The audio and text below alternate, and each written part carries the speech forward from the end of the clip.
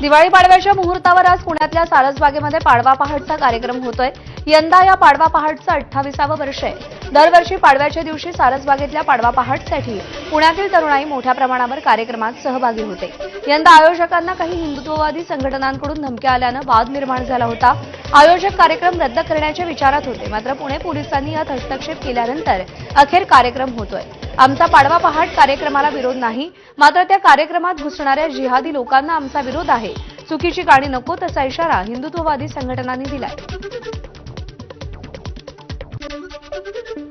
आज दिवाळी पाडवा पहाट निमित्ताने पुण्यात अनेक कार्यक्रमांचं आयोजन करण्यात आलेलं आहे।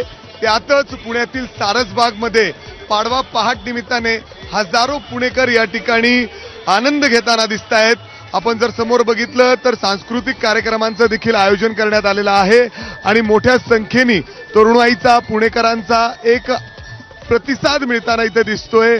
सध्या जर आपण बघितलं तर वेगवेगळे गाणे या ठिकाणी सादर केले जात आहेत। काही लोक इथं या गाण्यांच्या सगळ्यावर आनंद घेताना दिसत आहेत, नाचताना देखील दिसत आहेत। पहाटे 3 वाजल्यापासून अशाच पद्धतीने या सारसबागमध्ये या पाडव्या पहाट निमित्ताने गर्दी आपल्याला पाहायला मिळते।